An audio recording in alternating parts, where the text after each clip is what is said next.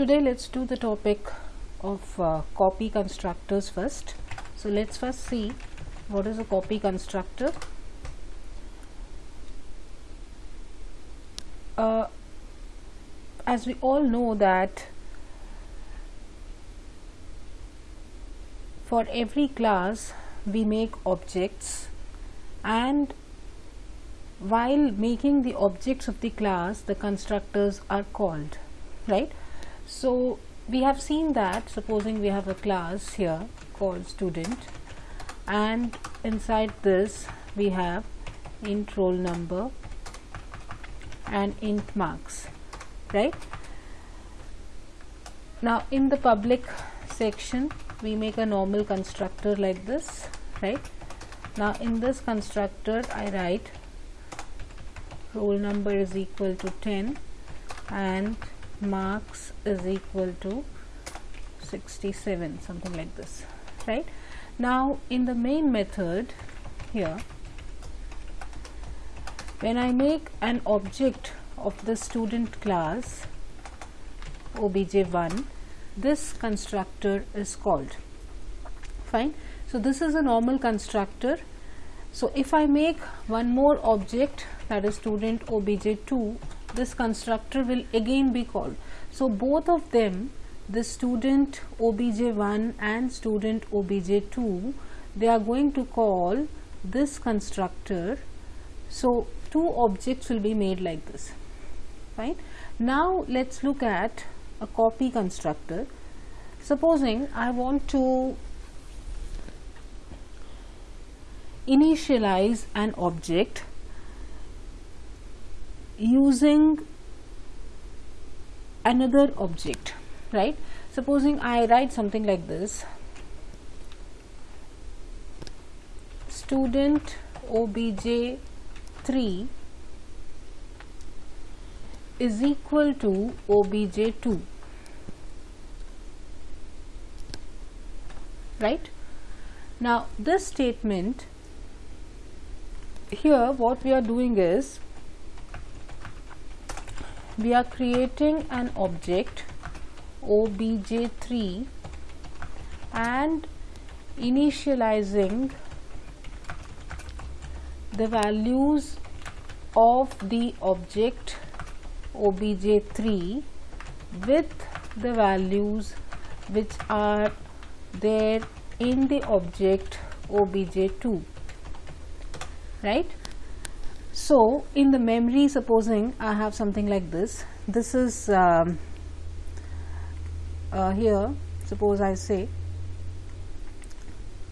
this is obj2 and this is obj3, right? So two objects are being made here. This I say is obj2.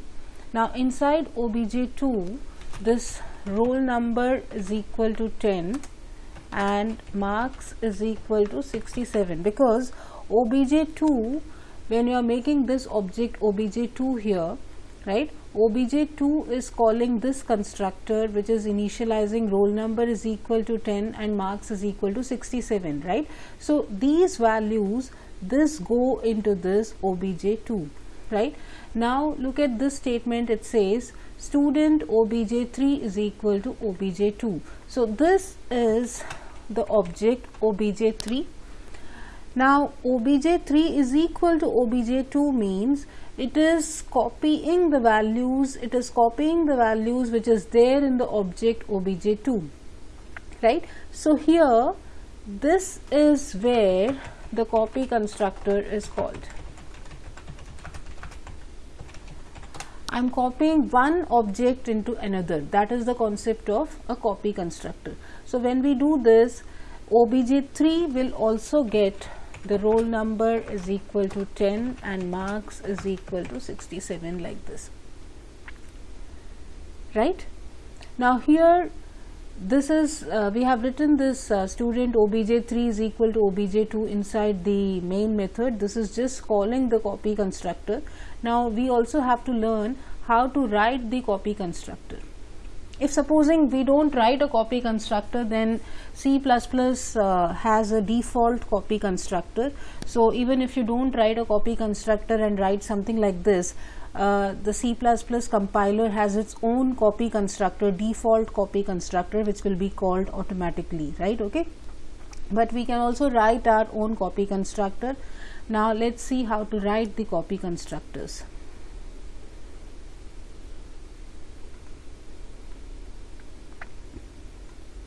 Okay, now see here,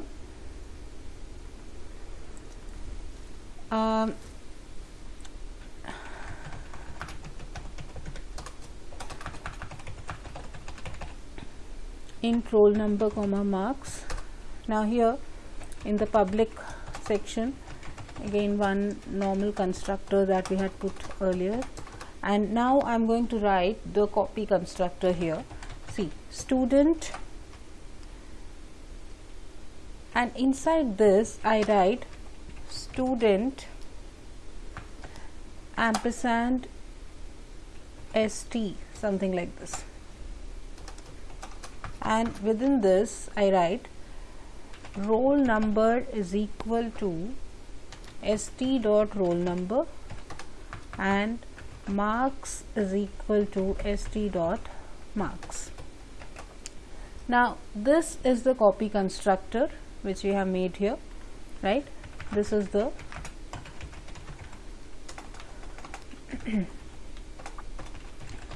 copy constructor, right? Whenever we write a copy constructor, the copy constructor always takes an object of that particular class as a parameter, right? So here we have written student ampersand st. So this st is an object of this student class, right? Now let's look at this void main method again, where we had created the student s1, I write, right? Okay, this is the first object. So when I say student s1, it is going to call this constructor, this one, fine, and an object is made.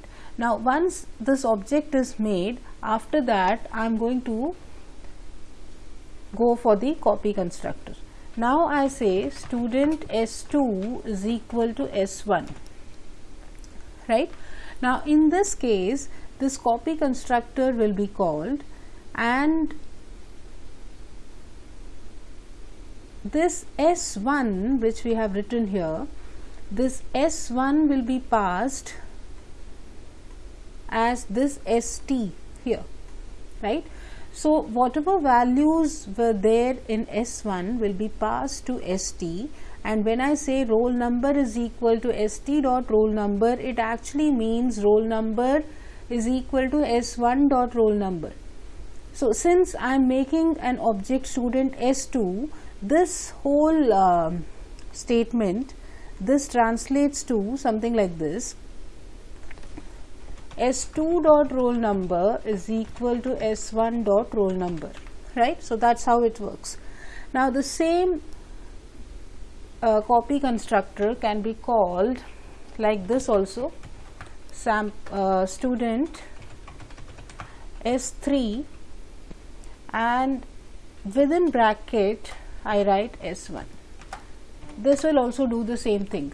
Now here s3 will be called, s3 will be created, and this s1 is again passed into this st, right? Fine. So here for the first one it works to s2 dot roll number is equal to s1 dot roll number. When I call the second line here, third line here, student s3 within bracket s1, it the compiler reads this as s3 dot roll number is equal to s1 dot roll number. Same way for marks also, right? So this is how a copy constructor works, and you are supposed to know how to write a copy constructor, that is this part, fine, and how a copy constructor is called, that also should be understood. right? So mostly in your exams you are asked questions on constructors wherein they will leave either this portion, this copy constructor they might not have written, and they will ask you to write the copy constructor, that is only these 4 lines here, or else they would have written the copy constructor and these statements, this statement how to call the copy constructor, they'll be giving blanks over here which you will have to fill in, right? So copy constructor basically is used when we want to create an object, right? When we want to create an object and initialize the values of that particular object with an already existing object, right? So that is the concept of copy constructors. Now we look at the concept of destructors. As we have constructors for constructing a class, the destructors are just the opposite of constructors. They are used for destroying an object, right? So whenever an object goes out of scope, that object is destroyed. So destructors are used to destroy the objects, right? Destructors have the same name as the class name, and they are preceded, and the name, I mean like and the destructor name is preceded by a tilde sign, right? There can be only one destructor in a class. So as in the case of constructor, we can't do as in the case of constructor overloading, we can't do destructor overloading. Destructors can be only one in a class, and they have to be in the public section, and they don't have any return type, right? And they are called automatically by the compiler when the object goes out of scope, right? So it basically deallocates the memory that had been assigned by the constructor, right?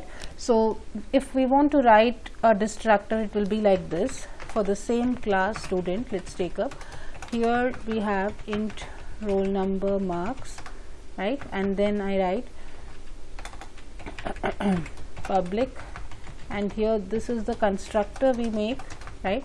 In the constructor, the task of the constructor is to initialize, and here I say marks is equal to 90, and then the destructor is made like this, a tilde sign then followed by the class name.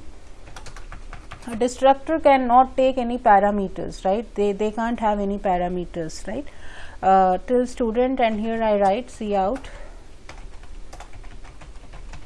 destroying object and deallocating memory, something like this, so that the user comes to know that the destructor is being invoked and the object is being destroyed. So this is the way to write your destructors. So there can be only one destructor in a class, and you should, I mean, if you don't put any destructors, if you don't make any destructors, the compiler has a default destructor which is automatically invoked. But if we make our own destructor, then the default destructor is taken away by the compiler, and whatever destructor you give, that is used, right? So with that we come to the end of today's topic on copy constructors and destructors. Thank you.